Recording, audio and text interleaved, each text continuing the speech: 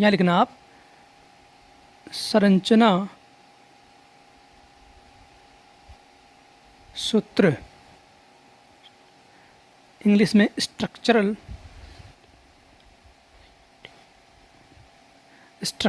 Formula.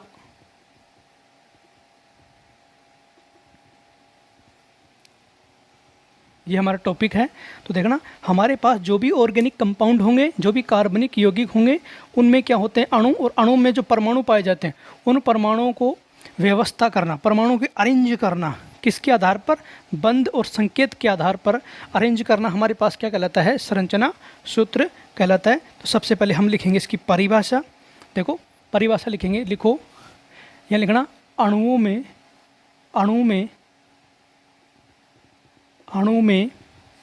उपस्थित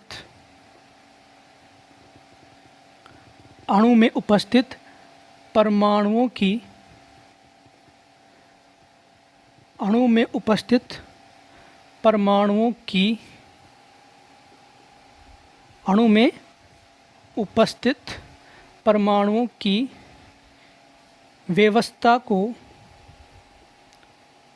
किसकी व्यवस्था को, परमाणु की व्यवस्था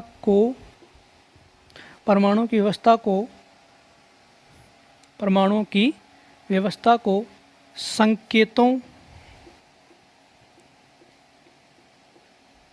संकेतों एवं बंध के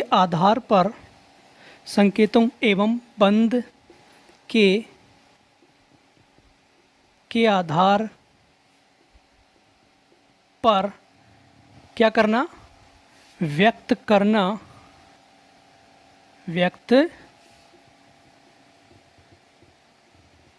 क्या कहलाता है हमारे पास, संरचना सूत्र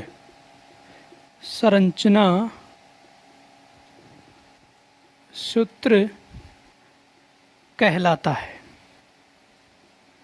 एक बार बच्चों इसको परिभाषा को एक बार फिर से सुनना। हमारे पास जो अणु होता है, देखो जो अणु होता है ये अणु परमाणु से मिलकर बनता है। अब यहाँ पर जो अणु होता है, जो अणु में उपस्थित जो परमाणु होंगे, कोई भी अणु होगा वो किससे मिलकर बनेगा, परमाणु से। तो अणु में उपस्थित जो भी परमाणु होते हैं, इन परमाणुओं की व्यवस्था को, किसकी व्यवस्था को, परमाणुओं की व्यवस्था को संकेत और बंध के आधार पर, किसके आधार पर, संकेत और बंध के आधार पर व्यक्त करना हमारे पास क्या कहलाता है, संरचना सूत्र कहलाता है। अब देखना दोस्तों, इसी बात को हम समझेंगे एग्जाम्पल की सहायता से। तो सबसे पहले हमें एग्जाम्पल, मान लीजिए हमने एग्जाम्पल लिया, यहाँ पर एग्जाम्पल हमने लिया, सबसे पहले एग्जाम्पल लेंगे। मान लीजिए हमने ले लिया CH3OH HCHO। इसी प्रकार से दोस्तों हम ले सकते हैं C2H5OH। इसी प्रकार से हम ले सकते हैं CH3COOH।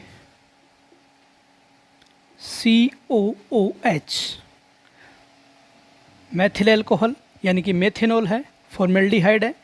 ये हमारे पास एथिल एल्कोहल है, एथेनॉल भी इसे बोलते हैं। और ये हमारे पास एसिटिक एसिड। ये दोस्तों, ये बच्चों जितने भी हमारे पास जो कंपाउंड आपको, यौगिक आपको दिखाई दे रहे हैं, वो सारे के सारे क्या हैं, कार्बनिक यौगिक हैं, ऑर्गेनिक कंपाउंड हैं। अब इनकी क्या पढ़ेंगे अपन, संरचना सूत्र। तो देखो ये हमारे पास जो यौगिक है, जो कार्बनिक यौगिक आपको दिखाई दे रहा है, देखना CH3OH HCHO C2H5 CH3COH, ये हमने कुछ एग्जाम्पल लिए हैं। अब देखो ये पूरा का पूरा क्या है, एक कार्बनिक यौगिक है। ये भी क्या है, कार्बनिक यौगिक, सारे के सारे हमारे पास कार्बनिक यौगिक है। अब ये इस कार्बनिक यौगिक में, इन कहने का मतलब इस, ये अणु है, तो इस अणु में देखो कितने परमाणु हैं, कार्बन परमाणु है, हाइड्रोजन परमाणु है, ऑक्सीजन भी परमाणु, सारे के सारे क्या है इसमें परमाणु। जैसे कार्बन के कितना परमाणु, एक परमाणु है, हाइड्रोजन देखो 3 और 1, हाइड्रोजन के 4 परमाणु हैं, ऑक्सीजन का 1 परमाणु है। इसी प्रकार से इन सभी परमाणु से मिलकर क्या बनता है, ये अणु बनता है।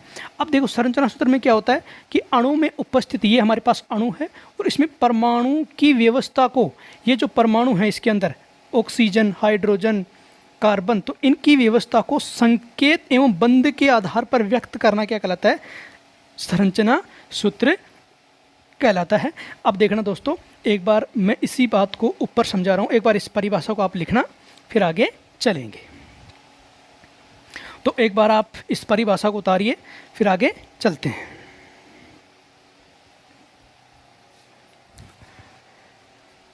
तो बच्चों, आपने इस परिभाषा को उतार लिया होगा। अब देखना, मैं इसको यहाँ से मिटा रहा हूँ।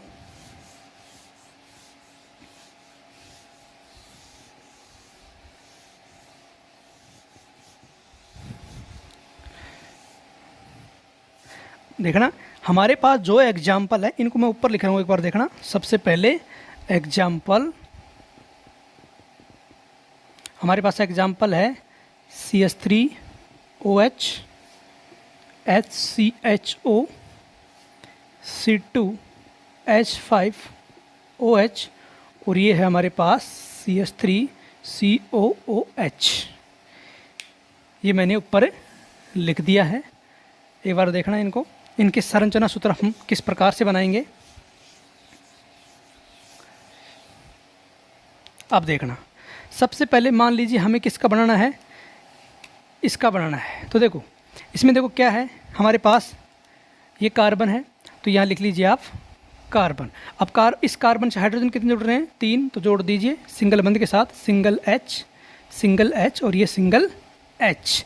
आगे देखो, ये सिंगल बंध है और ये क्या है, ऑक्सीजन, और ये क्या है हमारे पास, ऑक्सीजन के साथ कौन जुड़ा है, H। तो इस प्रकार से दोस्तों देखा, हमारे पास जो कार्बनिक कंपाउंड है या कार्बनिक यौगिक है, उसका संरचना सूत्र हमारे पास इस प्रकार से होता है। अब देखना दोस्तों, हमारे पास जो ये कार्बन है, इसके बाहरी कोश में इलेक्ट्रॉन की संख्या होती है 4, और चारों के चारों इलेक्ट्रॉन बंध बनाने में भाग ले लिए। इसका मतलब यहाँ पर किसी भी प्रकार का कोई लोन पेयर नहीं है। जबकि बात करें इस ऑक्सीजन की, तो ऑक्सीजन की आप बात करें तो इसके जो बाहरी कोश होता है, जो संयोजी कोश होता है, उसमें इलेक्ट्रॉन की संख्या होती है 6।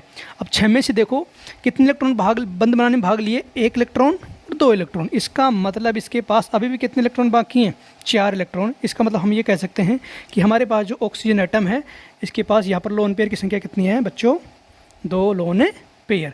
इस प्रकार से हमने देखा कि जो हमारे पास मेथेनॉल है, इसके संरचना सूत्र इस प्रकार से हम बना सकते हैं। इसी प्रकार से इस यहाँ पर देखना, हमने लिया HCHO, तो इसका संरचना सूत्र देखना, संरचना सूत्र देखो, संरचना सूत्र कैसे बनाएंगे इसका। देखो यहाँ पर लिख रखा है, ये कार्बन है और इस कार्बन से कौन जोड़ रखा है, H। इसी प्रकार से देखो, इसी कार्बन से ये H जुड़ रहा है इसी प्रकार से, और देखो इसी कार्बन से ये भी ऑक्सीजन जुड़ रहा है, और ये किसके साथ जुड़ा है, डबल बॉन्ड O के साथ जुड़ा है। तो देखो, यानी ये कार्बन, इसी कार्बन से ये H और ये H है, तो कार्बन H और ये ऑक्सीजन इस कार्बन के साथ डबल बॉन्ड के साथ जुड़ा रहता है। अब देखो यहाँ पर देखो, इसके पास इलेक्ट्रॉन की संख्या होती है 4। बाहरी कोश में, संयोजी कोश में इलेक्ट्रॉन की संख्या 4 होती है। चारों के चारों जो इसके पास जो कार्बन के पास इलेक्ट्रॉन है, वो बंध बनाने में भाग ले चुके हैं। देखो 1 2 3 4। ऑक्सीजन की बात करूं तो ऑक्सीजन में देखो 2 इलेक्ट्रॉन इसके क्या कर रहे हैं, 2 इलेक्ट्रॉन बंध बनाने में भाग ले रहे हैं। बाहरी कोश में इलेक्ट्रॉन 6 होते हैं, 2 बंध बनाने में भाग ले लिए। इसका मतलब इसके पास इलेक्ट्रॉन कितने बच गए, 4, और 4 इस प्रकार से, इसका मतलब है 2 लोन पेयर। ये इसकी क्या हो गई, संरचना सूत्र हो गया। आगे बात करेंगे दोस्तों इसकी, C2H5OH की बात करें तो इसका संरचना सूत्र देखना, संरचना सूत्र। तो देखो, अपन इसे ऐसे भी लिख सकते हैं, मैं इस कंपाउंड को इस प्रकार से भी लिख सकता हूँ। अपन ये लिख सकते हैं, या CH3CH2OH। एक बार इसको देखना, देखो C2 देखो, C1 और ये 2, तो C2 हो गया। H5 हाइड्रोजन कितने, 5, 3 और 2 5। यानी इस पार्ट को मैं क्या लिख सकता हूँ, ये लिख सकता हूँ, C2 और ये H5 और ये क्या हो गया, OH। अब देखना, अब इस कंपाउंड का अपन बनाते हैं संरचना सूत्र। संरचना सूत्र कैसे बनाएंगे, देखो सबसे पहले संरचना सूत्र बनाएंगे तो देखना, हमारे पास ये कार्बन है, ये ले लिया कार्बन, और इस कार्बन से हाइड्रोजन कितने जुड़ रहे हैं, 3, तो जोड़ दीजिए H। सारे के सारे हाइड्रोजन किससे जुड़े होते हैं, सिंगल बंध से जुड़े होते हैं। सिंगल बंध से क्यों जुड़े होते हैं? क्योंकि हमारे पास जो हाइड्रोजन की वैलेंसी होती है, हाइड्रोजन की जो संयोजकता होती है वो 1 होती है। इसीलिए जब भी हाइड्रोजन कार्बन के साथ बंध बनाएगा तो हमेशा सिंगल बंध के साथ ये जुड़ता है। तो देखो ये हो गया। आगे देखना, ये सिंगल बंध। अब देखो ये कार्बन, अब इस कार्बन में देखो हाइड्रोजन कितने हैं? 2, तो एक H यहाँ जोड़ दिया और एक H यहाँ जोड़ दिया। आगे देखो सिंगल बंध और ये ऑक्सीजन, और इस ऑक्सीजन से क्या जोड़ा है? हाइड्रोजन। और यहाँ पर कितने बच्चों? 2 लोन पेयर। इस प्रकार से हम क्या बना सकते हैं? एथिल एल्कोहल का संरचना सूत्र हम बना सकते हैं। एक बार बच्चों यहाँ तक आप उतारिए, फिर आगे चलेंगे।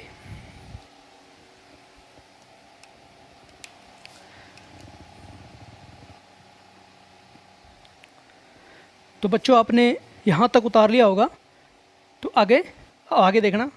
इनको मैं मिटा रहा हूँ, तो आप इनको मैं मिटा देता हूँ।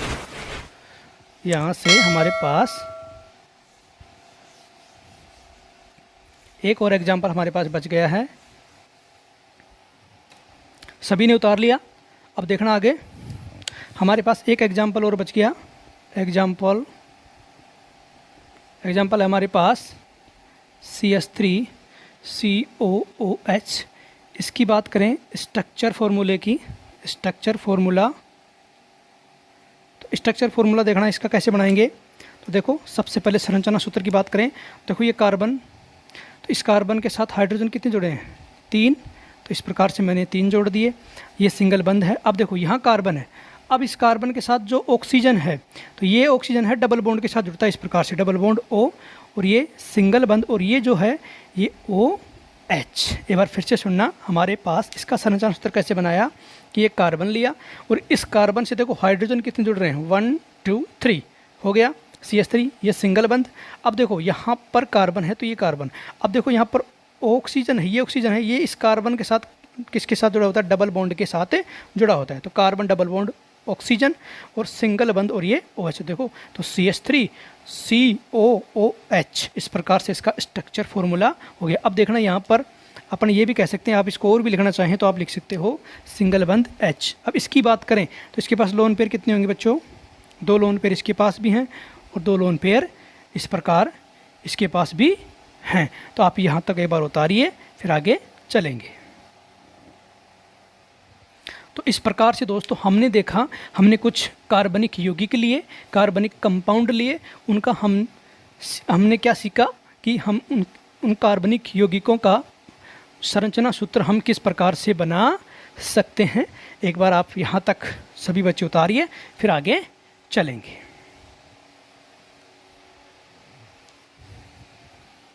तो दोस्तों आज का टॉपिक जो है हमारा यहीं पर क्या होता है? समाप्त होता है।